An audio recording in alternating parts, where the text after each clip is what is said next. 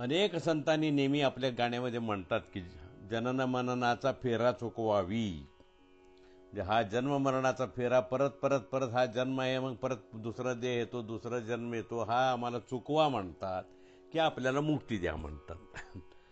ते बरोबर आहे. मी साधना करत करत करत का 84 लाख योनीतून आलेलं आहे, आता बस झालं, जेव्हा मला संपवा तर कुठेतरी मुक्ती दे असे म्हणतात.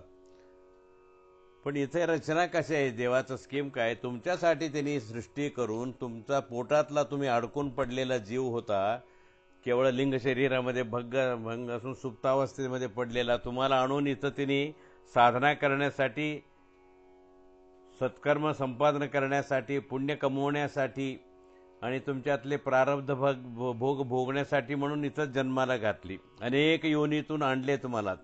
तुमच्या प्रारब्ध, पूर्वीचे पुण्यकर्म कसे असतात, तुमच्या वृत्ती कशी, आत्ता काय करता, ह्या सगळ्यावर अवलंबून दरवेळी तुम्ही एक एक जन्म संपवलं की दुसरा जन्म देतो, तुम्हाला परत इथं तुमचे साधना करण्यासाठी वाव करून देतो. असं करताना काही लोकांच्या जे सात्विक जीव असतात, मुक्तियोग्य जीव असतात, त्या लोकांमध्ये अशा जिज्ञासू वृत्तीने आणि करता करता त्यांच्या मनातील श्रद्धेला अनुसरून देव त्यांना गुरु प्राप्त करून देतो आणि गुरुच्या संबंधाने, सज्जनांच्या संबंधाने ते योग्य मार्गाने जातात, पुण्यसंचयही कमवतात आणि परमात्मा का विषय का. काल मी सांगितलं ना, 2 प्रकारचं ज्ञान पाहिजे, म्हणजे सज्ञान आणि विज्ञान. का मी सांगितलं हे म्हणजे संख्यायोग म्हणजे काय हे सांगायला निघालंय त्यांनी. तर देवाबद्दल काय की देवाबद्दल शास्त्रजनित पुस्तकात लिहिलेले काय ज्ञान आहे ते आम्ही शिकायला लागलो होता.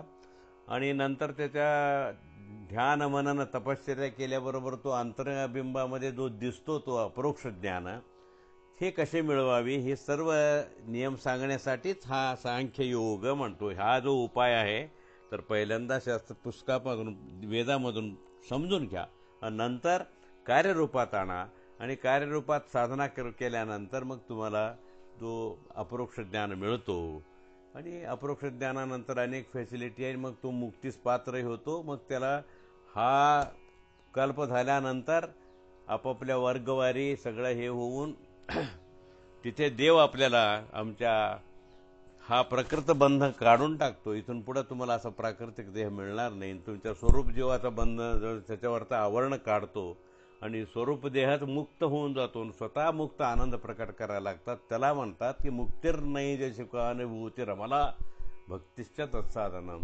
हे असा जो प्रकारचा मुक्ती मिळवण्यासाठी मेन भक्ती कारण आहे. पण ते भक्ती कशाची पाहिजे की ज्ञान पाहिजे.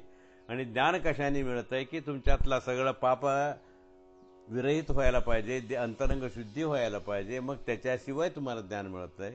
ह्या सगळ्या गोष्टी येतातच आता ओघाओघाने. म्हणून तुमचा हा जो प्रश्नाचा उत्तर देण्यासाठी श्रीकृष्णाने आपल्यासाठी ते 18 अध्याय गीता सांगितलेली आहे.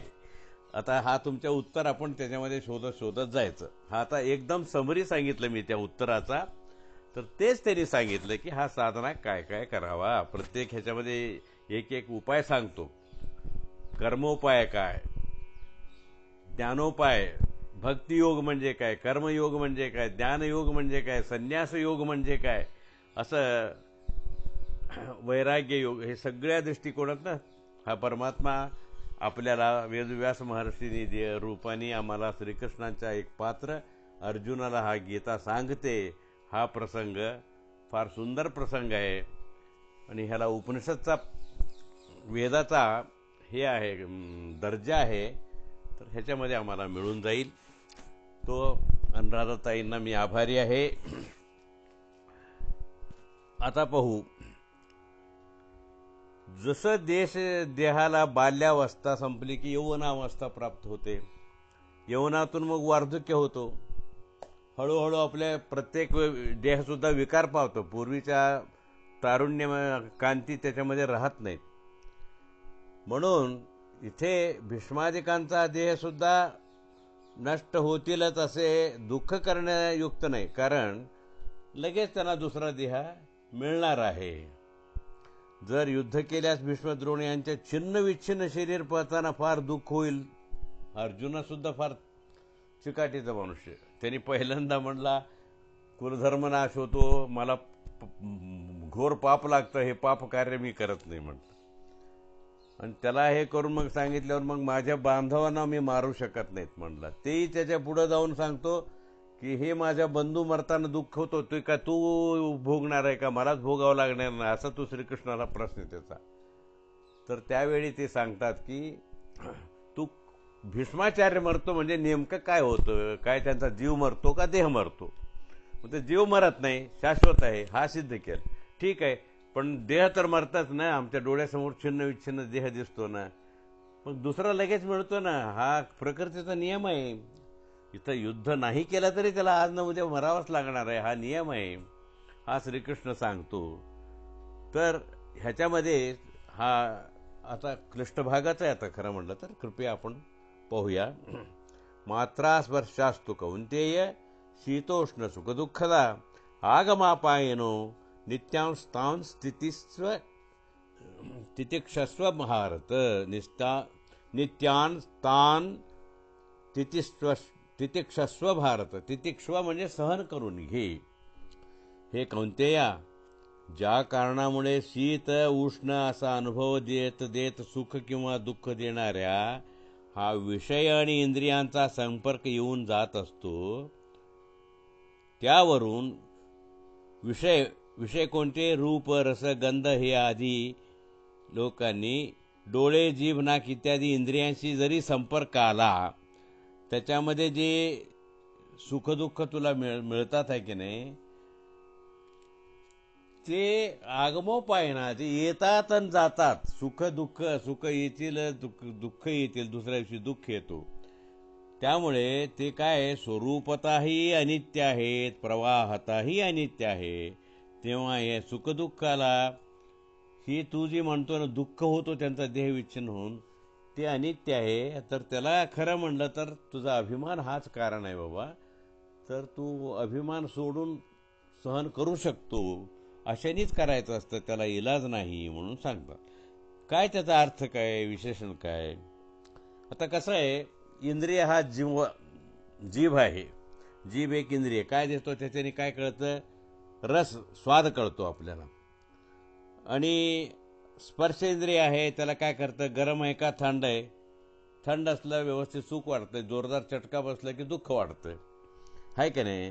त्यामुळे ज्या कारणामुळे जे विषय आहे, एखादा गुळ हा विषय, आणि तो जर जिभेवर ठेवला, जिभेचा आणि त्या विषय जो आहे, तो गोड पदार्थ जो विषय आहे, आणि त्याचा आणि ते गोड पदार्थ समजून घेणारा आमचा इंद्रिय कोणता, जीभ आहे. त्या जिभेचा संबंध आला तर तुला गोडपणा तर वाढतंय, आणि गुळ चांगला नसेल तर कडवटपणा तर वाढतं तुला.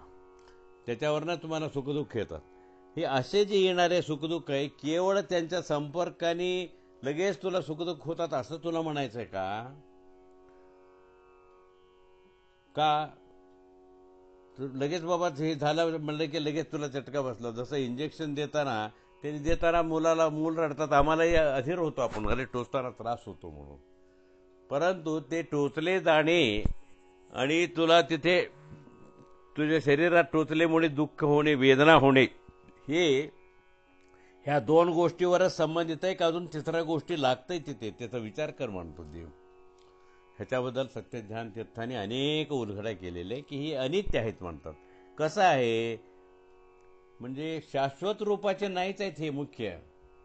काही क्षणापुरता सुख राहत आहे, निघून जात, दुःख येतो जात आहे निघून. त्यामुळे हे स्वरूपतः सुद्धा कायमस्वरूपी नाही आहे. आणि बाबा ठीक आहे, प्रवाहता हा नसेल तर दुसरा दुःख येतो असं आहे का, तसं सुद्धा नाही आहे. कित्येक काळमध्ये काही नसतं, सुखही नसतं, दुःखही नसतं. असं हे असल्यामुळे तू ह्याच्यासाठी दुःख, मग तिसरं काय कारण आहे की तुझा अभिमान आहे. आता जर तुम्हाला व्यावहारिक उदाहरण देऊन जर समजायचं असेल, ज्यावेळी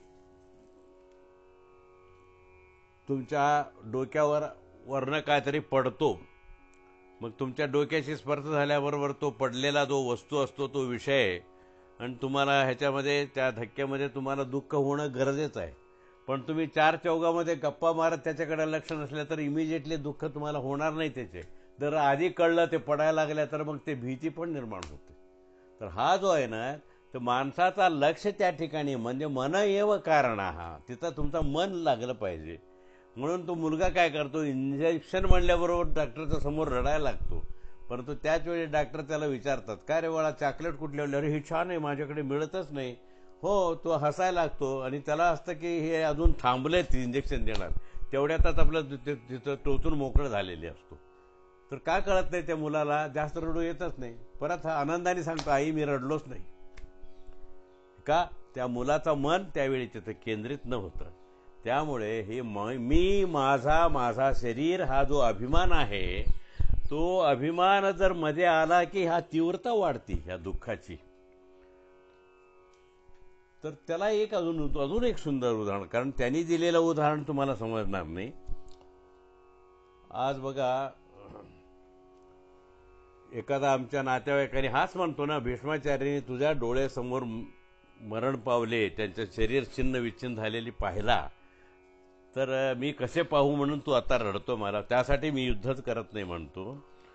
आपण एक बसमध्ये चाललेलं आहे, भरपूर गावातून फिरत फिरत चाललंय, कंटाळी आलेले आपल्याला, शेजारी मैत्रिणी किंवा मित्र आहे त्यांच्याबरोबर गप्पा मारत चाललो आपण. त्याच्यात काय होतं, दाखवले ब्रेक लागते, थांबते, काय झालं काय झालं काय झालं, थोडा वेळ काही कळत नाही, आपण बी काही त्याचा उसापरीला पडत नाही, आपला नेहमीचे स्वभाव, आपण त्या भानगडीत पडायचं नाही, असं करून आपण बसलेला असतो. मग नंतर हळूच खिडकीतून बघता, अरे काय बापरे, काय ते तरुण दिसतोय का, ते हातपाय छटपटतंय, हातपाय दिसतंय. मग तेवढ्यात ॲम्ब्युलन्स येते, त्याला घेऊन जातो, मग तुमची बस पुढं जाते. तुम्ही हळहळतायत, त्यावेळेपुरता आपण हळहळतो, काय झालं, कोण असेल, बायको असेल का, पोरगा असेल का, घरात कोण असेल, देवा त्याला बरं कर, इथपर्यंत म्हणजे आपणही कोणी वाईट माणूस नाही. पण ज्यावेळी दुसऱ्या दिवशी पेपरमध्ये आल्यामुळे आल्याबरोबर आपला तो मित्रच होता हा जर कळाला तर किती दुःख होईल. आणि तो मित्र होता हा अभिमान तुम्हाला जेव्हा सुरू झाला, दुसऱ्या दिवशी सुरू झाला, तोच अभिमान त्याच वेळी जागृत असता तर तुम्ही घाबरवून तुम्हाला सुद्धा म्हणलं तर लोकांनी पाणी पाजवण्याची वेळ आली असती, खाली उतरला असता तुम्ही, एवढं दुःख झालं असतं प्रचंड. म्हणजे ही अभिमान, ते मध्ये तुमचा जो लक्ष केंद्रित करून तुम्ही जो आणला ना, अरे माझा माणूस गेला राव, हा माझा माणूस गेला, हा जो शब्द तुम्हाला दुसऱ्या दिवशी तुमच्या तोंडातून उद्गार झाला, तोपर्यंत हा दृश्य नाहीसा होता तुमच्या समोर. म्हणून श्रीकृष्ण तेच होतं, तितिक्षा सहन कर बाळा. जसं लहान मुलांनी इंजेक्शन सहन करतो, आपण मोठ्या लोकांनी दुःख सहन करतो, दाबून जातो. का, यजमान म्हणतो, अरे मी अशा वेळी रडत बसलो, माझ्या मुलाबाळांचं काय होईल, हे लोक किती रडतील, कोणाकडे बघतील, हाही अभिमानच आहे, मोह आहे आपल्या लोकांची, ह्यांचा काय हाल होईल. त्या माणसावरचाही प्रेम आहे, विरह झालेला आहे, आणि इथं तुमचं ह्या मुलावर सुद्धा प्रेम आहे, ह्यांना काय व्हायला नको, एका दुसरी आपत्ती नको. सहन करतो मनुष्य, म्हणजे हा सहन, तितिक्षा सहन करून, तुला काही दुःख सहन करूनच म्हणलं अभिमान सोडावाच लागणार. तर हा श्रीकृष्णाचा महत्वाचा उपदेश आहे. काय करतो आपण, अभिमानाला जास्त बळी पडतो आणि जास्त दुःख प्राप्त करून घेतो, त्या दुःखामध्ये गुरफटतो. लोक सांगतात आता दुःखातून बाहेर आहे बाबा, की ते अरे जरा बरं वाटलं ना, आता पूर्वीपेक्षा जरा रिकव्हरी झाली ना, असं विचारतात. हे व्यावहारिक गोष्टी सुद्धा आपल्याला ह्या तत्वज्ञानामध्ये समजली जात नाही, त्याला असं उदाहरणं द्यावं लागतात तुम्हाला.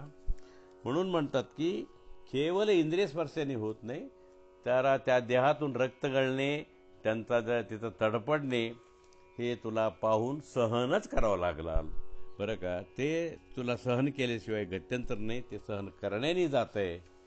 आणि हा असा करून केवळ भीष्माचार्यांचा मोहापोटी अतिशय महत्वाचा कर्तव्य असलेल्या क्षत्रियाचा त्रिलोकवीर राजा तू, मी युद्धच करत नाही, हा चुकीचा आहे. म्हणून ते तिथे क्षस्व सांगतात, अभिमान सोडून दुःख नाहीसे करून घे. आता मोह सोड जरा. ते पुरंदरदास ते तिरुपतीच्या व्यंकटेशाला क्षमा मागताना सांगतात, ह्या मोहापायी मी काही करू शकलो नाही देवा, माझा अभिमान सोडलं नव्हतं, त्यामुळे मी गुरफुटलो. शिशुमोह सती मोह, जननी जनकांचा मोह, रसिक भ्रातार मोह, राजमोह, पशुमोह भूमोह बंधुवर्गाचा मोह असुरारी विसरलो तव पावरे श्रीहरी विनवू कस तुझ मी देवा देवा विनवू कस तुझ मी देवा अनंत अपराध मजकड असताना विनवू कस तुझ मी देवा. हा पुरंदरदास तिरुपतीच्या बालाजीच्या समोर पश्चातापाने सांगतात. हा इथं श्रीकृष्ण सांगतो प्रसंगारूपमध्ये, केवळ तुझा बंधू मोहामुळे एवढा मोठा महायुद्ध, इतका क्रूर लोकांच्या मध्ये एवढ्या अमाप देश तू संपूर्ण करायला निघालाय, त्याचा त्याग करायला निघालेला आहे. तू किती घनघोर पाप करत आहेत ह्याचा जरा विचार कर. आता ह्या क्रूर लोकांचा, दुष्ट लोकांच्या नयनाट करून चांगला तुला हे करायला पाहिजे. तू म्हणतो अर्जुना मला नको ना राज्यात, अरे नको असतील पण एक सत्पात्र माणसाला नेमणूक कर, मग जा. तुझं कर्तव्य सोडून मी आपलं निवांत जातो, मी आता सुटून जातो, एवढा अशाने काय चिंता तुमची सुटती का? एवढ्या वेळा असं सोपं आहे का पळ काढणे? कारण संन्यास घेणे हा पात्रतेचा प्रश्न आहे, तुझा इच्छेचा प्रश्न नाही. जे हा एक एक श्रीकृष्णाचं वाक्य आपण अनमोल गाठीत बांधून ठेवण्यासारखे आहे की आपल्या नित्य जीवनामध्ये क्षणोक्षणी येतात, प्रत्येक तासी भेटतात असले प्रसंग. त्यासाठी त्यांनी सांगतात की तितिक्षस्व सहन कर, तितिक्षस्व अभिमान सोडून हे कर. आता 15व्या श्लोकामध्ये सुद्धा हेच येतं, व्यत्यंत्यते या वाक्याला हे विषय संपर्क आणि हे दुःख हे इत्यादी जी गोष्टी आहेत ते क्षणिक असतात, त्याला तुम्हाला सहन केल्याशिवाय गत्यंतर नाही असे सांगतात.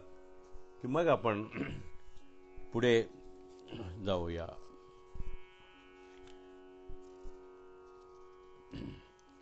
मग भीष्म द्रोणादिकांच्या संहाराने कुलधर्म नष्ट होऊन अत्यंत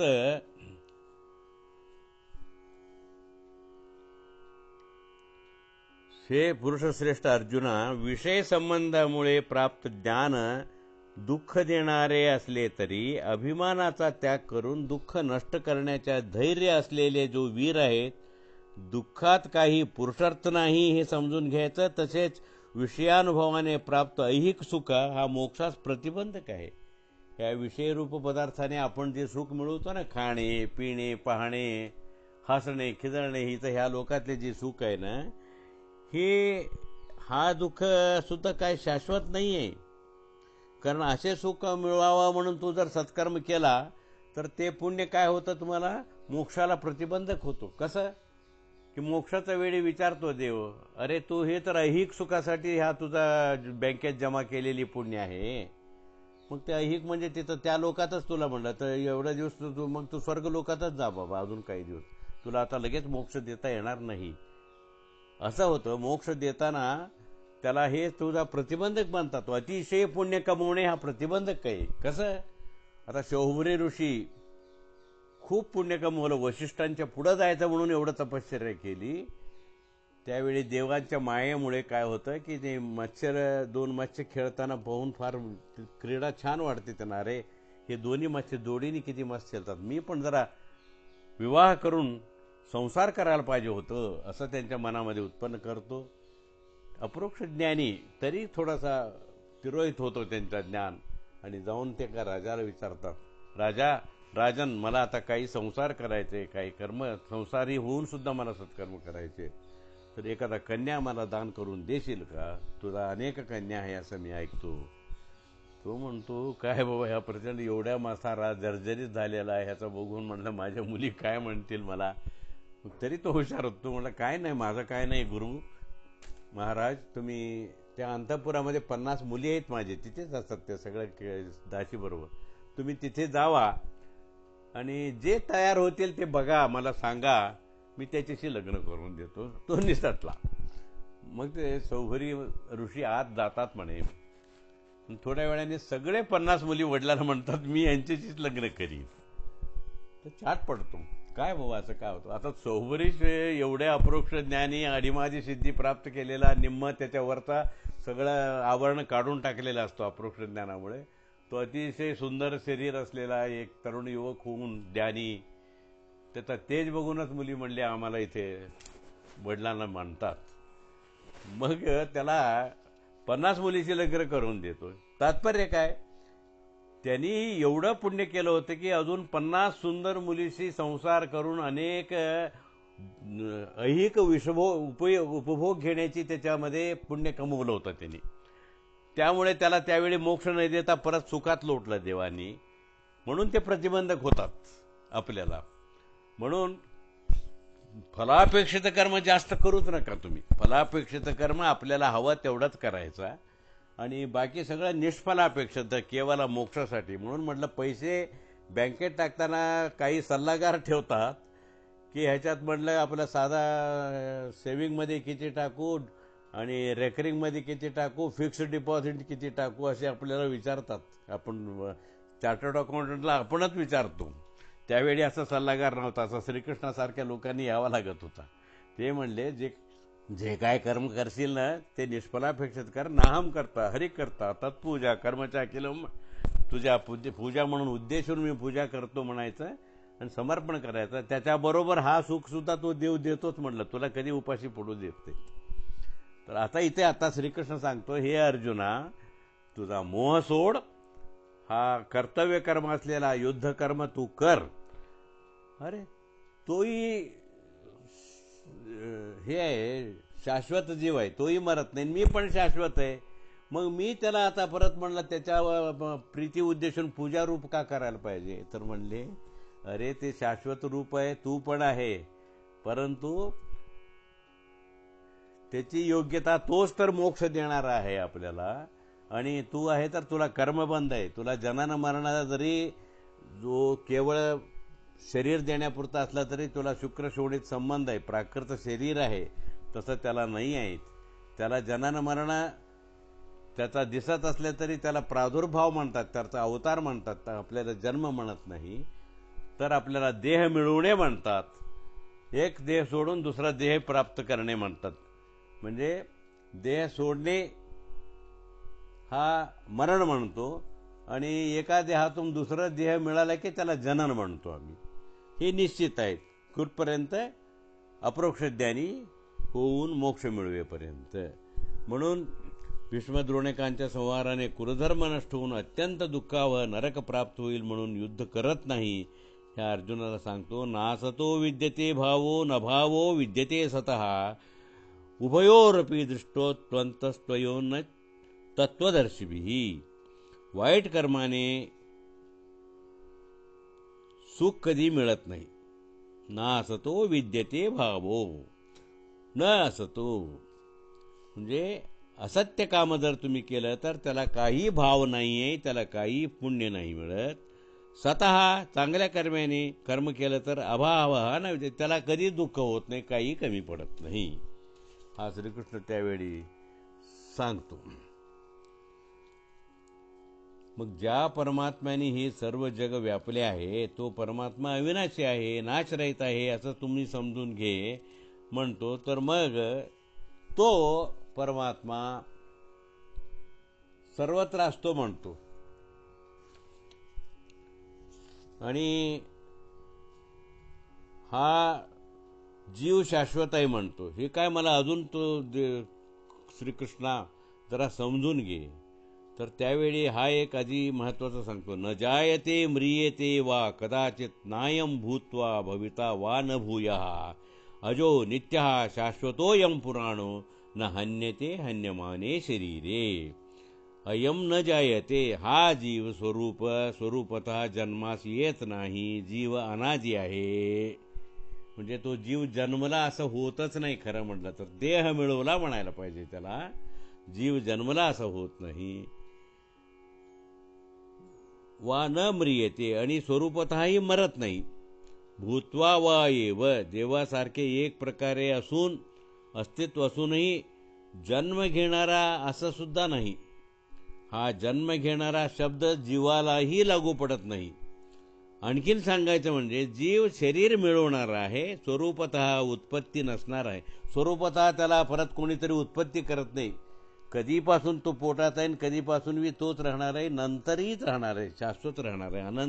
अनादिपासून अनंत काळ तो आणि परमात्मा अनादिपासून अनंत काळापर्यंत राहणार आहे. अनादि काळाचा ऋणानुबंधा म्हणून पंचा आणि परमात्म्याचा संबंध अनादि काळापासून अनंतापर्यंत आहे. स्वरूपतः नाश न पावणार आहे, शाश्वत आहे, स्वरूपतः विकार नसलेला आहे. शरीर हन्यमाने, शरीर नष्ट झाले तरी जीव नाश पावणारा नाही आहे. हा शरीर मात्र अनित्य असून आत्ताही प्रत्येक जन्मोजन्मी वेगवेगळं शरीर पावते आणि मोक्ष झाल्यावर पण पूर्णपणे शरीराचा प्रकृतीजन्य शरीराचा नाशच पावते. त्यामुळे हा नाशवंत देह आहे, परंतु जीव मात्र अविनाशी आहे. वासांशी जीर्णानि यथा विहाय नवानि गृह्णान्ति नरोपराणि तथा शरीराणि विहाय जीर्णान्य ज्ञानी संयती नवानि देही. मनुष्य ज्याप्रमाणे जुन्या वस्तूंचा त्याग करून नवीन वस्त्र घेतो, स्वीकारतो, यथा जीर्णानि वांसानि विहाय नवीन अपराणि गृह्णन्ति. जीर्ण झालेल्या वस्त्र जसं आपण सोडून दुसरं नवीन वस्त्र परिधान करतो, त्याचप्रमाणे देहधारी जीव सुद्धा आपल्या जीर्ण झालेला शरीर सोडून देतो, दुसरे नवीन शरीर प्राप्त करतो. नैनम छिंदति शस्त्राणि नैनम दहति पावकः न चैनम क्लेद्योनंत्योप न शोष्यन्ति मारुतः. शस्त्राणि न छिंदन्ति, शस्त्र छेदू शकत नाही. अग्नी येनम न दहती, अग्नी याला जाळू शकत नाही. आप हा येनम न क्लेद्यते, पाणी याला भिजवू शकत नाही. न मारुतः न शोष्यती, आणि वायूसुद्धा ह्याला सुकून वाळवू शकणार नाही आहे. हा श्लोक प्रत्येक वेळी नैनम छिंदती शस्त्राने हा महत्त्वाचा श्लोक आहे ना. प्रत्येक ह्याच्यामध्ये अंत्ययात्रे दाखवताना हा म्हणतात आहे की हा जीव अविनाशी आहे, जीव अमर आहे, जीव अमर आहे. हा शब्द आपण म्हणतोच आहे. असा ते अमर असलेल्या जीवासाठी भीष्माचार्य असो, द्रोणाचार्य असो, तू असो, कोणी असो, इथले जो अविनाशी असलेला जीवासाठी रडणे युक्त नाही. आणि अव्यक्तोयमपि चिंत्योय या पूर्वीच्या श्लोकात सर्वगत असं सांगता आल्यामुळे अव्यक्त हा का दिसत नाही? सर्वगत सर्व ठिकाणी देव आहे असं म्हणता पण आम्हाला कुठे दिसत का नाही? त्याला उत्तर आहे अव्यक्त हा स्वतःच्या इच्छेशिवाय न दिसणारा आहे देव. त्याच्या मनात आल्याशिवाय तो दिसत नाही. तो अव्यक्त, त्याच्या महाशक्ती आहे. ते अचिंत शक्तीमुळे नाश आणि विकार नसलेला आहे. जीव नित्य असल्याने हा नित्य आहे हे जाणून दुःख करण्यास तू पात्र नाहीस. त्यामुळे जीवासाठी दुःख करण्यासही तू पात्र नाहीये. आणि देव का दिसत नाही ते म्हणतो ना, तर त्याकडे तो महान शक्ती आहे. त्यांनी मनात आणल्याशिवाय तो दिसत नाही. तर तो मनात आणण्यासाठी तुला साधना करावं लागते, पुण्य मिळवावं लागतं, ज्ञान मिळवावं लागतं, अपरोक्ष ज्ञानी व्हावं लागतं. असं त्यांनी इथपर्यंत सांगून जातस्य हि ध्रुवो मृत्युर्ध्रुवम जन्म मृत्युश्च तस्माद अपरिहार्थेन त्वम शोचितुम अर्हसी. हे जो जन्माला आले, जातस्य मृत्युर्ध्रुवम, त्याला मरण निश्चित आहे. च मृत्युश्च जन्मम ध्रुवम, आणि जो मरतो त्याला जन्म निश्चित आहे. असे देहवियोग रूप मरण, युद्ध केलं तरी मरणार, युद्ध नाही केलं तरी आज न उद्या मरणारच. ह्याला अपरिहार्य, ह्याला परिहार नाही बाबा. त्यामुळे तू ह्या लोकांच्या नातेवाईकांच्या मरणाबाबत दुःख करत बसणे अशा ठिकाणी योग्य नाही, हा श्रीकृष्ण सांगतो. आणि अव्यक्तादीनी भूतानी व्यक्तमध्यानी भारत अव्यक्त्या शनिधान्येन धान्येनैव तत्र का परिवेदना.